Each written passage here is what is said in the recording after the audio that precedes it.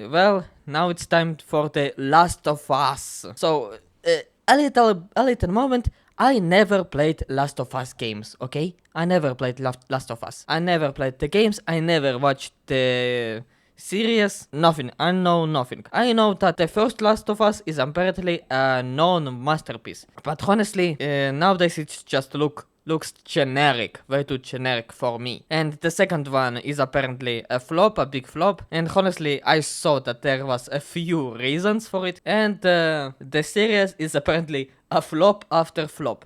And the Critical Drinkers, someone I didn't watch ever, made a video about it. Made two videos about it. So we are going to watch only this video, or even this video, if the time allows us. Let's start watching. I won't be wasting any more time.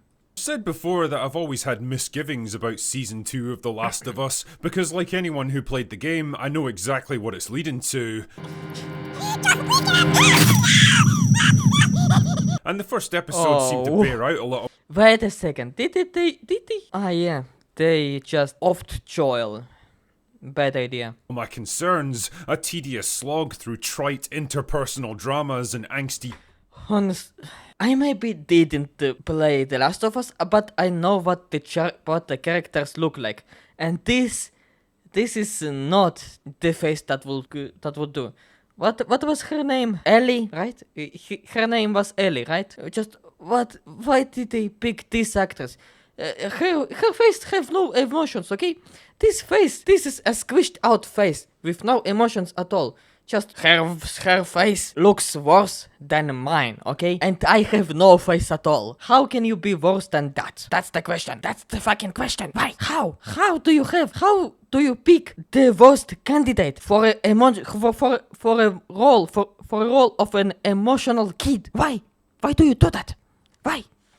Teen romances. Ellie's gay, by the way. A poorly explained conflict between the two leads that will only make sense if you've played the games. She doesn't even look like a woman, okay? She looks like a kid with autism. A lightweight action sequence. And Teen romances. Ellie's gay, by the Ellie. way. A poorly explained conflict between the two leads that will only make sense if you've played the games. A lightweight action sequence that reduced the infected to more of a mild inconvenience than an existential threat. How? What the hell? Action sequence that reduced the infected to more of a mild inconvenience than an existential. What? What the hell? Why? Why would you do that? Okay, thank God this is a prop knife made of plastic. Because if it was actual metal, her neck would be gone. There would be an accident on the... Seriously, why? Why would you do that? How much stupid can you be? This is the worst idea a human can make. How did she survive that? Threat to humanity, and possibly one of the most insane fight scenes ever committed to film. So it was kind of a cautious, underwhelming start to the season that didn't give us a whole lot to grapple with. Episode 2, on the other hand, is where shit gets real, and boy does it get real fast. But how does it compare to the game, you ask? Is it better or worse? And can it possibly make the overall narrative of The Last of Us Part 2 work? Well, grab your bigot sandwiches and let's find out together. Bigot sandwiches, seriously? Shall we? Now, obviously this review is going to contain all kinds of delicious spoilers for both the show and the game, and if you don't want to know what's coming up, then go take part in something more enjoyable. Like an exorcism. Anyway, yeah, even a movie from the 60s will be better than that. Episode centers around two major events: a mass attack against the settlement of Jackson that provides a neat distraction and forms a kind of apocalyptic backdrop to the big character moment of the show, which is the death of Joel at the hands of Abby. Although, in honor of Game Abby and the fact that they clearly couldn't find an actual human being of, her proportions, I'm going to refer to her from now on as Mini Gigantor. Anyway, the gist is that Mini Gigantor and her band of not-so-merry men have tracked Joel back to his home in Jackson, but because the place is heavily fortified, there's no way they can fight their way inside to get to him. But what to do? Mini Gigantor doesn't have any fucking ideas, so she goes off to stand on a mountain for a while and freeze her arse off while she ponders the improbability of female bodybuilders in a post-apocalyptic world without access to steroids and Yeah, by the way, yeah, I've seen a few tweets about this thing, and honestly, this thing makes no sense. Apocalyptic world, lack of resources. How do you make so many muscles, especially when you're a How do you make so many muscles, especially when you're a woman? Okay, this is straight up male body physique with a woman's face on it. It's impossible. You can't make this kind of physique. I know a few muscle women, okay? I know a few muscle women. Even they don't have this kind of physique. It's impossible. It's just impossible. Especially in the context of the Last of Us world. HGH. The irony here though is that if they'd just observed the place for a while, they would have realised that Jackson basically has an open door policy when it comes to refugees, and they probably could have bluffed their way inside and killed Joel at their leisure. Luckily for them though, and for the convenience of the plot, the mountain comes to Muhammad in this case when Joel goes out on patrol and just so happens to run into Mini Gigantor as she's being attacked by a horde of the infecteds. What a stroke of luck! Unable to get back to Jackson, the group takes shelter in the lodge where the rest of Mini Gigantor's group are holed up, allowing her to get the drop on him and savagely beat him to death just as Ellie arrives to witness it. So far, so Last of Us Part 2, but how does the show compare to the game? Well, the interesting thing... By the way, why would they kill Joel? Why? Why would you kill Joel? Because from what I know, he was a pretty great character in the first game. And he was a fine guy. Why would you kill him? Just to create shock value? That makes no sense. Honestly. Makes so much no sense. It's awful. It's very awful. Thing is that it's actually both better and worse depending on your perspective here. First up, I'll give you the positives. One of the biggest and best changes is the big set piece battle in Jackson, which never actually happens in the game, but provides a much needed kick in the arse for this season and a reminder of how dangerous the infected actually are in large numbers. Sheesh. That's a pretty decent design, honestly. I will give that to them. That's a decent design. It's well shot, epic, visceral, action-packed, and for once, the human defenders actually make smart use of their resources. Mostly. I'm not sure about the resolution though. I mean, once the infected break into the place in large numbers, it really seems like they've been overrun, but when we cut back to it at the end of the episode, the defenders are mopping up the last of the infected with no clear indication of how the tide turns. All this is... Aren't those infected things unkillable? I think they are unkillable type of zombies. Am I right? Because I am not. I am a tourist in that case. Yeah, I know next to nothing about Last of Us lore, but I think those things you can't really kill them. Just like in Resident Evil 2, you can't kill the zombies there. Is that the same case? That you can't technically kill them? You basically put them to sleep for some time. I think it was something like that. Is really just... Correct me if I'm wrong. This window dressing though, the more important change is the confrontation between Joel and Mini Gigantor, and this is where things are going to get contentious. See, the showrunners are clearly aware of the criticism levelled at the game and the generalised hatred for Abby as a character, where she basically just shows up and kills Joel without any explanation. Here, there's a much more obvious attempt to develop her motivations and show a more human, vulnerable side to her right off the bat. The actress does a great job with the material, really selling the idea of a loving daughter out to avenge the death of her father, and overall I empathised with her a lot more than I did with the game version. Which isn't exactly difficult. I've empathised more with things floating in my toilet bowl than that big slab of beef. The setup has also changed slightly so that Joel is paired up with Dina on patrol now, who gives away his name in the heat of the moment and tips Mini Gigantor off that she's found her man. Again, a small change, but an important one to make Joel less of a fucking moron. That being said, it's still frustrating as fuck that he doesn't even attempt to justify his actions from the first season when he's given ample opportunities to do it. I'm not saying it would have changed her mind or anything, but it might at least give her pause for thought if he'd said, "I'm really sorry, but your dad was about to murder an innocent girl that I cared deeply about and I didn't want to kill him, but it was the only way to save her life, and if you were in my position, you'd have done exactly the same thing, young lady." Oh well, having Joel just sit there in silence while young women blame him for stuff that wasn't his fault is one of the hallmarks of the second game, so I guess there's no reason not to shove it in here too. Like I say, little decisions like these do help to correct the mistakes made by the game. Unfortunately, they come with their own sets of problems. Giving Mini Gigantor a clear motivation right off the bat and drawing out Joel's death means that the shock factor is gone this time around. Basically, everyone who's been following the show knew exactly what it was leading to,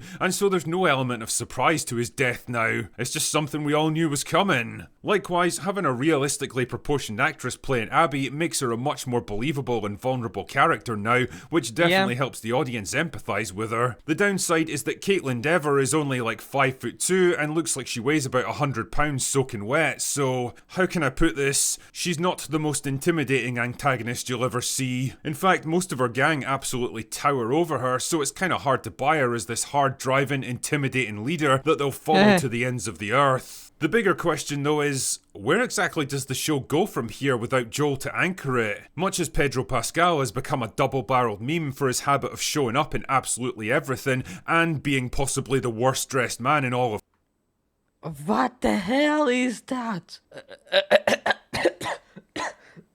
What the hell? Why?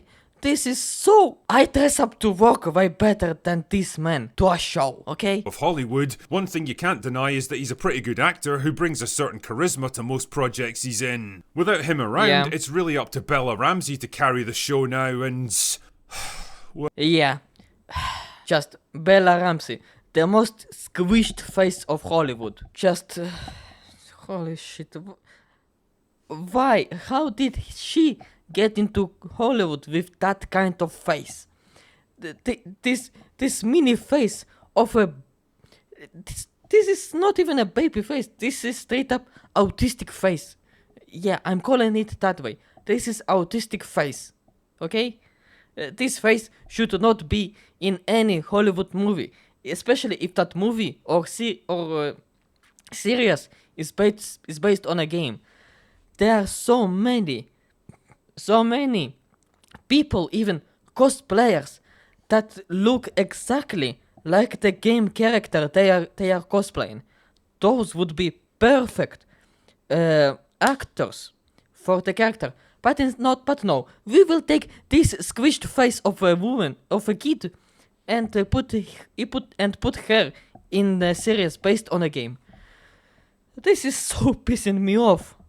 Well, I think you can see where I'm going with this one. Her version of Ellie is nowhere near as likeable and compelling as her game counterpart, and with nobody to play against and balance her out, it does make me wonder if the worst thing about this show will end up being its fucking protagonists.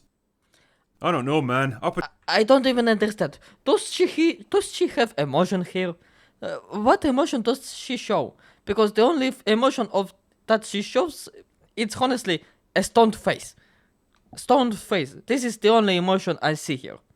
If the worst thing about this show will end up being its fucking protagonists. I don't know, man. Up until now, we've wondered if The Last of Us was going to follow in the footsteps of the video games, or course correct in response to all the criticism. It's currently doing a bit of both, but definitely leaning towards the former. Time will tell if the gamble pays off.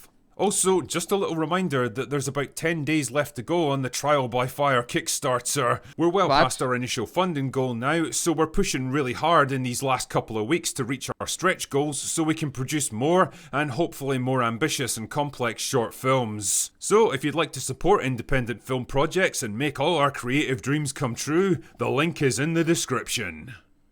Anyway, that's all I've got for today. Yeah. Now let's look at the next video, why The Last of Us is falling apart. Let's see. Another week, another episode of The Last of Us to get through. Oh my god! And I say Yeah. it that way because that's exactly what this show is starting to feel like for me. Homework. Some mildly unpleasant tasks to be completed as quickly as possible, instead of a rollicking good piece of entertainment that I can't wait to experience week after week. And apparently, I'm not the only one to feel this way, as the show's lost almost 20% of its audience by episode 3, and its Rotten Tomatoes score has plummeted to just 49%.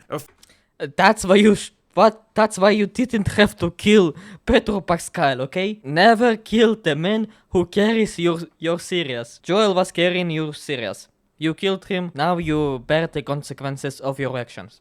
Wonderful. Officially marking it as rotten for the first time. Golly gee whiz, I wonder what could have possibly caused this. I mean, Ow. that really got out of hand fast.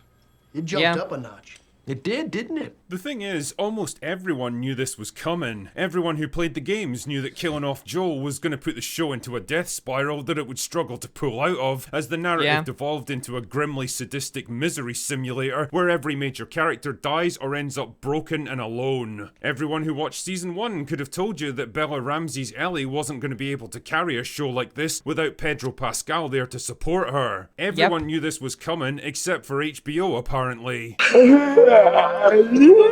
You know, they say the Neil Stockman. definition of insanity is doing the same thing again and again and expecting different results. And if that's the case, then I think Neil Druckmann needs an intervention pronto because... In technical terminology, he's a loon. But from a writing point of view, I Yep. think it's actually worth explaining why killing off Joel was such a massive mistake, both in the games and in the show, because this ties into a much bigger issue about character relationships and the importance of having balance and contrast in your stories. And the reality here is that without Joel, The Last of Us has no emotional heart anymore. See, the first game, and to some extent the first season of The Last of Us, both successfully tapped into one of the most compelling and universal character dynamics in all of fiction. The Yep. bond between a father Just look how cute she is in the game. Look at this adorable face. A face of a proper teenager. Right here.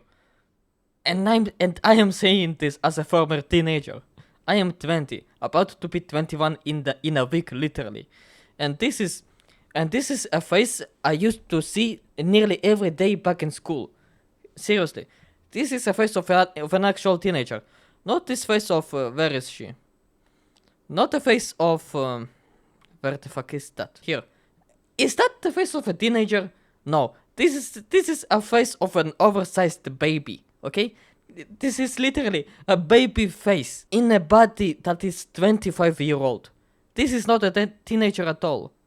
And besides, I already said about the autistic part, I won't say it again, but literally...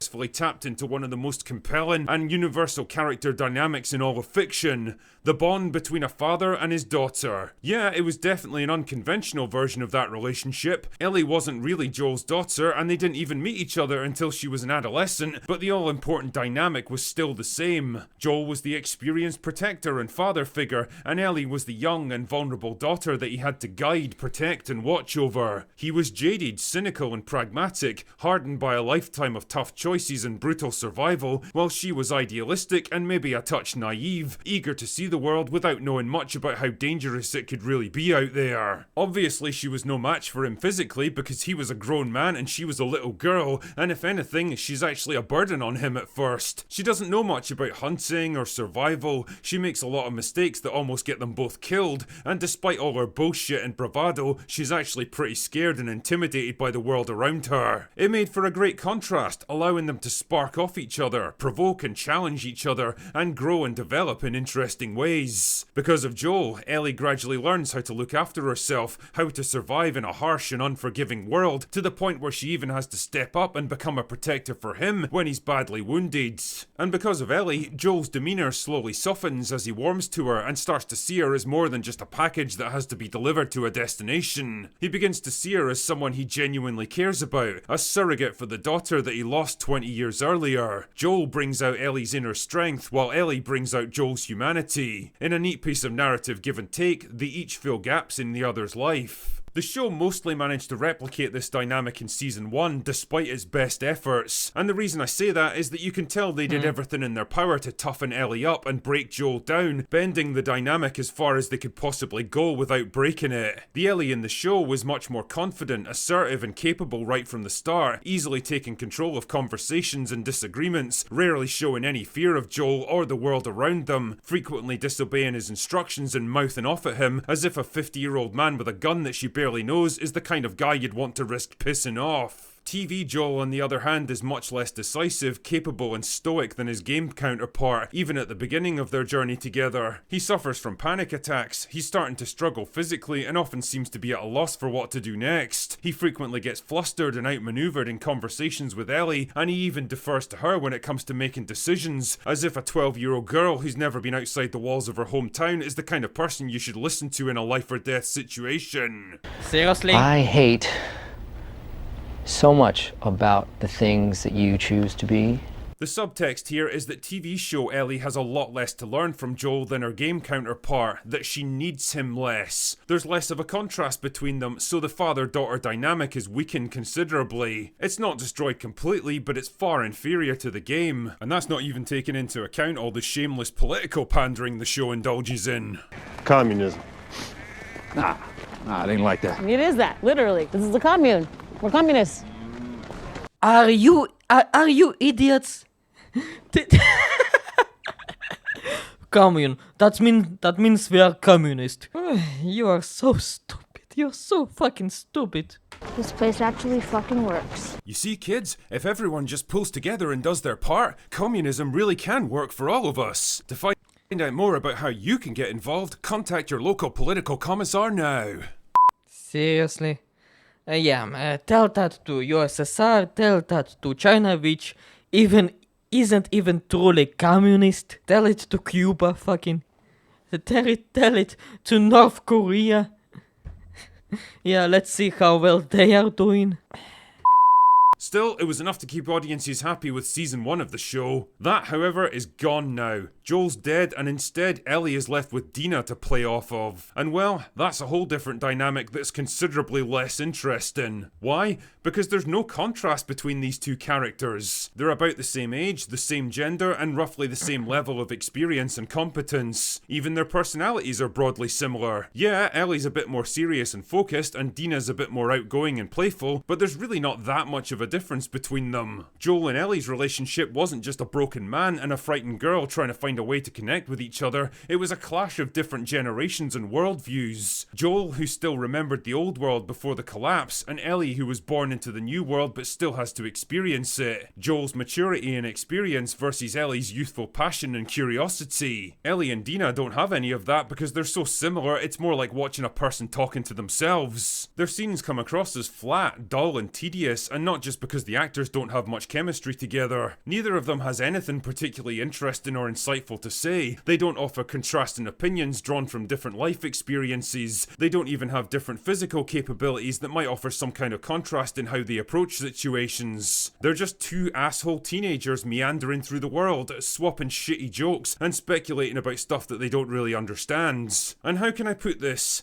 Teenagers aren't exactly the most interesting people you'll ever meet, and for obvious reasons. They haven't seen and done enough to mold them into interesting people yet. They're more like houses that have just been moved into. Yeah, the potential is there, but there's none of the interesting decoration or personality that builds up over time. In fact, when you think about it, the three main characters in this show now are all pretty similar. They're the same gender, roughly the same age range, the same size and build, and the same level of experience. Again, Wow, what an interesting type of diversity, equity, and inclusion. Nearly all of